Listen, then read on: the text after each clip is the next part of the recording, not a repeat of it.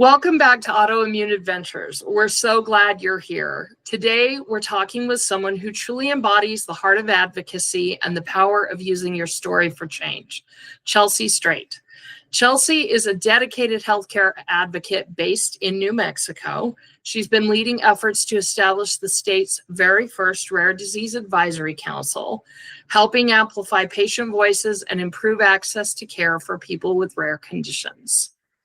She's also personally living with Sjögren's and Cowden syndromes, two complex diseases that impact her daily life, but that hasn't slowed her down, and it hasn't slowed down her passion for education, empowerment, and change.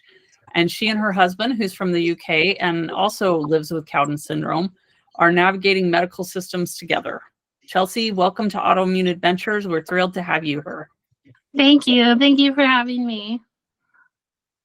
So let's start at the beginning. As we mentioned, you're living with two complex and one really rare diagnosis.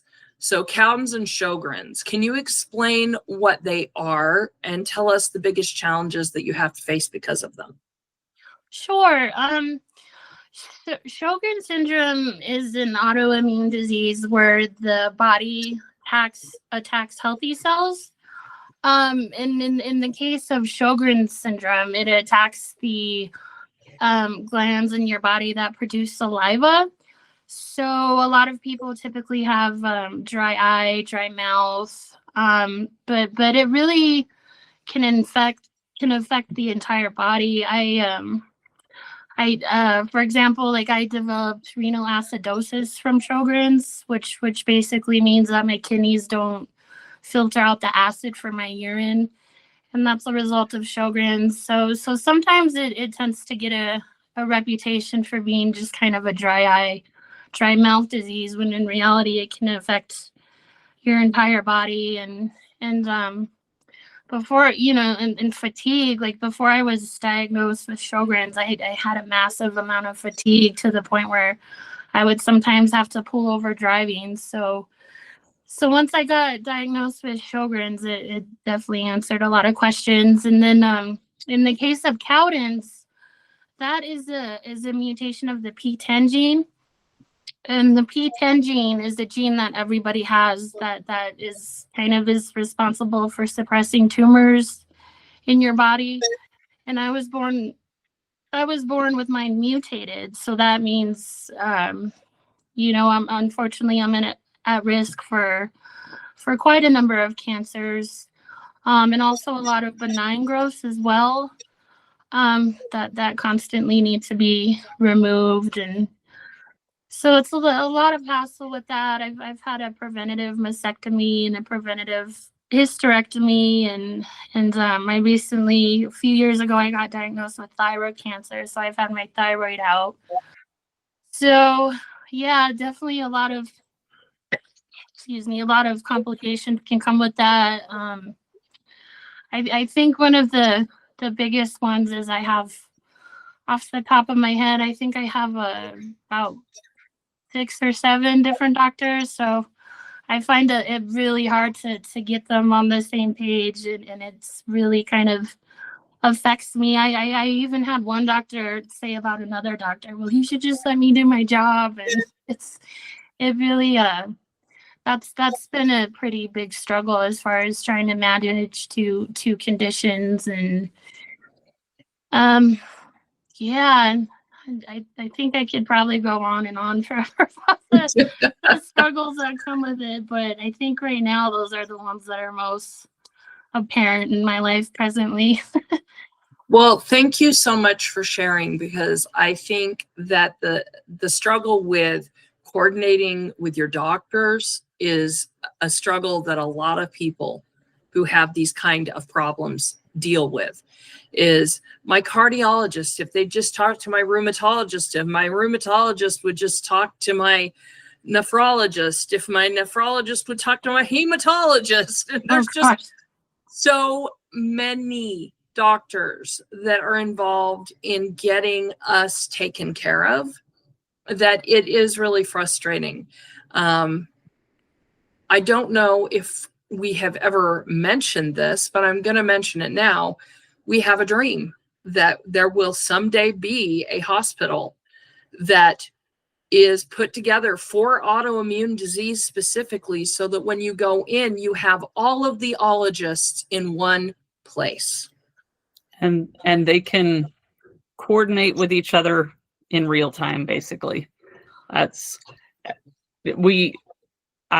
because of me having cancer in the past, I had an experience with that, and I actually had worked at a cancer center literally just the year before I got breast cancer.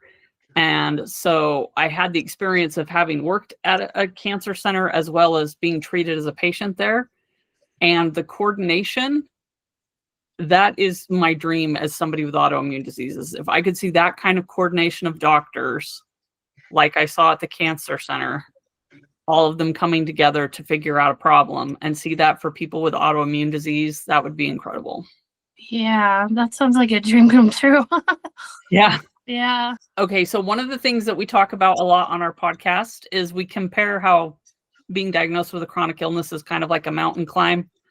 And it's a mountain that, of course, never goes away, but some days we're making steady progress. Maybe some days we're slowing down and taking in a view or two. And sometimes we're just pausing for a minute, figuring out what our next step is. Can you tell us kind of what mountain you're on right now? And are you climbing? Like, are you in progress of climbing? Have you reached a good milestone? Or are you honestly just taking a break because you know you need to rest? Yeah, that's a great question. I think currently right now, my biggest hurdle is definitely having my thyroid out. It was a thing where they had found cancer on one side of my thyroid, and they wanted to just take one side of my thyroid, and I said, no, you're taking the whole thyroid. And it's a good thing I said that, because the cancer that they actually found, the side of the thyroid that they actually found the cancer was actually on the opposite side. So that was a pretty big struggle, having my thyroid out, and really, I mean, the surgery was okay, but what's been really hard is I'm still currently dealing with the aftermath, because they are having a lot of trouble getting my thyroid levels right. So I've been on the right dosage for some time, and then my thyroid levels will get off again, and then it's just so on top of the fatigue from Sjögren's, I kind of feel like I have more fatigue from my levels not always being accurate. So, and that's been about, gosh, almost 3 years that I've been dealing with not having correct thyroid levels. So that's currently definitely my biggest struggle. And then I would say, I would like to say I feel like my biggest milestone was definitely recovering from my mastectomy, because that's turned into a massive amount of complications after their surgery. Because I had to deal with quite a bit of infections and my implants rupturing, and I overall just had a really hard time healing, and it was kind of just 4 years in and out of the hospital.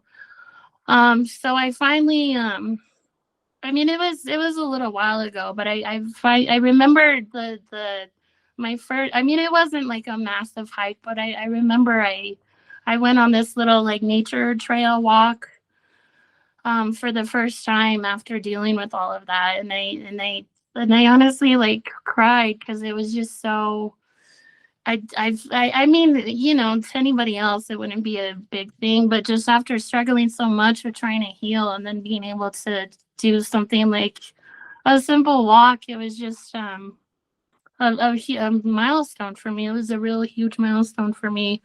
So, and then, yeah, I'm always resting. I feel like I just, that's definitely one of my top priorities, is just to always make sure that resting is a priority, because if you don't rest, you'll definitely pay for it later. And I tend to pay for it emotionally and physically. So I would say if I'm in a mood, I either need to eat, sleep, take a nap, or shower. Yeah, I think it's really important for us to remember to prioritize our self-care. And sometimes we just are so overwhelmed and so exhausted that that's a struggle. So I'm glad to hear that you are granting yourself the grace and giving yourself some space to find a little bit of peace. And I love that you saw your walk as what I would have seen it as at certain points in my life, which is just a beautiful, good thing that is finally able to happen. Because after a lot of difficult times, whether it's emotionally, but especially physically, when we have a really rough time physically, to be able to have any kind of forward momentum feels amazing. Yeah. So, and I was going to say, I think sometimes as people with chronic illness, we forget that it's okay to have smaller milestones. I know, like, I called my sisters, I don't know, what was it, a week or two ago? I have had osteoarthritis in my knees since I was 18 years old. And I haven't been able to kneel or do anything like that properly in years. And I got my knees replaced last year, but because I also have lupus, it was a tough recovery. And I was so excited because I called them the other day and I was like, guys, I was like down on the ground and I was able to get up all by myself. Like nobody had to help me. I didn't even have to lean on the couch. And something that people just do every day that they would probably laugh because they take it for granted. Like you said, the little walk, whatever, people that have the ability to do that would take that for granted. But when you have chronic illness, you realize that those little victories are really important and it's totally worth celebrating them. Yeah, absolutely. Yeah, I believe in celebration. All right. Speaking of things to celebrate, let's talk about what you've been doing with advocacy. Let's start with, you were interviewed by some medical professionals before. How has that shaped the way that you tell your story and approach advocacy in your life? Yeah, I think it's definitely shaped the way I tell my story. And as far as relation to the advocacy, it's I feel like it kind of maybe gave me a little bit of a spotlight for my voice to be heard, because there tends to sometimes be a lot of in at least in my rare disease community, there sometimes tends to be a lot of focus on people with children and caretakers and stuff like that. And there's certainly nothing wrong with that, but sometimes I think that the adults, that are just kind of trying to look after themselves, and there's not necessarily any children involved, they kind of tend to not maybe all the time get the same recognition as people with children or young children. So I definitely felt like it amplified my voice as far as, and also as far as, neither of my parents having the genetic disease, and I was the first one with it, like kind of how the diagnostic process can be for somebody like that. And you're definitely more of a medical mystery because neither one of your parents have it. So I definitely feel it was great to talk to a specific P10 expert that kind of knew what I was talking about for once, because it does tend to be so rare. Sometimes a lot of doctors won't even know what it is. But yeah, I definitely feel it helps just in relation to maybe talking about the diagnostic process a little bit more, and how that can be a struggle, or more of a struggle, for people with parents that don't have it. Yeah. What do you think that, because obviously I feel like patient voices are very important for not just general advocacy, but also how do you think using your voice in these conversations was something that maybe doctors and researchers that would be discussing these things wouldn't necessarily provide? How do you feel like patient voices can provide that level of advocacy or understanding that maybe a doctor or researcher would not be able to? Yeah, I definitely feel very strongly that the emotional side of it, the emotional aspects of, going, the emotional side of not knowing what's wrong with you, definitely can take a toll, and then once you do find out what's wrong with you, that can take even more of a toll. And, there is a sense of relief there, but also there's not, because you have a awful condition. But, and then just bringing awareness to doctors or researchers that the emotional side of having illness can really kind of exacerbate the physical side and physical symptoms, because it's amazing what stress can kind of do to the human body. So I think maybe having doctors kind of recognize that the emotional, if you kind of make sure that they take care of the emotional side of it, it can help with the physical side somewhat. Yeah, at least in my experience. But yeah, I think that's definitely the number one thing I would say. And also, things like transportation, can add, if you live in a rural area, transportation to doctor's appointments can really have a massive effect on your health. And um making sure that the home life, and you being looked after, whether you're looking after yourself or you have somebody else looking after you, really kind of plays a part in the big picture. I would agree. I think that having a way to have everything in your life come together for your good is really hard when you're out in the middle of nowhere, or when you have doctors that don't understand you. There are a lot of challenges that I think we have. So what is your favorite tool or strategy, one or the other, that you use to kind of get through these difficult times with some of the challenges that we have? Because we have all kinds of fun challenges we get to deal with. But what is your favorite tool or your favorite strategy? Oh, I love that question. I think my favorite tool um would definitely be distraction. And sometimes too much distraction may not be necessarily a good thing, but I'm the type of person that really tends to obsess and overthink and fixate. So, whether it's kind of waiting for test results, or I'm nervous about this appointment, or whatever it may be, I think distraction has always been my most helpful coping mechanism. So whether it's trying to sit down for a 2-hour movie and pay attention the whole time, or go outside for a walk if the weather's nice, or just kind of cuddle with my dog, or talk to my husband, of course. I think just, it sounds so simple, but I think just trying to kind of keep your mind off of it has done wonders for me.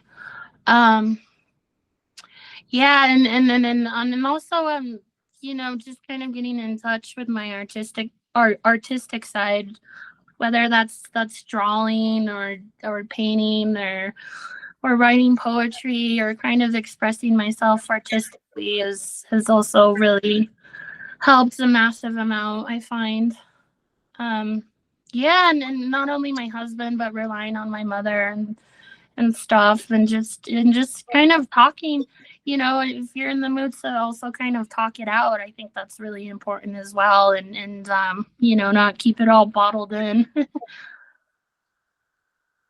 I agree with that. I think those are all wonderful coping tools, and with how we can deal with our chronic illnesses. So one of the other things that we try to do on our podcast is look for the good things that we learn, or the goodness that we discover because of our illnesses. And sometimes that's not always easy, but I think in your case, one of the really awesome ones that if you had not had Cowden's, you would not have found your husband. So do you mind sharing a little bit about that story with our audience? Yeah, definitely. Like, yeah, I love sharing that story. It's so one of the most beautiful things came out of something so kind of tragic. And It was right before COVID hit. I was kind of struggling mentally with my illness, and we were in one of those support groups on Facebook at the time, and he kind of he just offered to have a phone call with me, and we just chit chatted, and he was very supportive and helpful because he's a pretty big mental health advocate as when it comes to illness himself. So he was very knowledgeable and making me feel better. And then COVID hit, and then everybody was in quarantine, so we just kind of continued the video chats, and one video chat turned into another and another, and then and then we obviously couldn't visit each other for the longest time because of COVID. But once we were able to visit each other, we went to a rare disease convention in San Diego. And then from there, he came to visit me for 3 months in New Mexico, and then another visit turned into another visit, and we just eventually tied the knot and got married. That's fantastic. I love your story. I love your love story. Oh, thank you. Thank you for sharing that with us. All right. So you mentioned that you're in New Mexico, and you also have mentioned advocacy. So here's my question for you. Can you share a little more information about your advocacy work and creating a rare disease advisory board in the state of New Mexico? Yeah, definitely. There's a handful of people involved, and my husband being one of them, and we have meetings every month. And we call ourselves the Zebras, and there's a Facebook group about it. But anyway, we're basically just trying to get that established because New Mexico is in definitely a health crisis. We have a pretty big shortage of doctors. New Mexico has one of the highest rates in the country for medical malpractice, so that results in providers having to pay out extra for their medical malpractice insurance, and then a lot of them don't want to do that, so they move out of state. So I think trying to get that established, and will help rare disease patients in terms of dealing with kind of the poor healthcare system in New Mexico.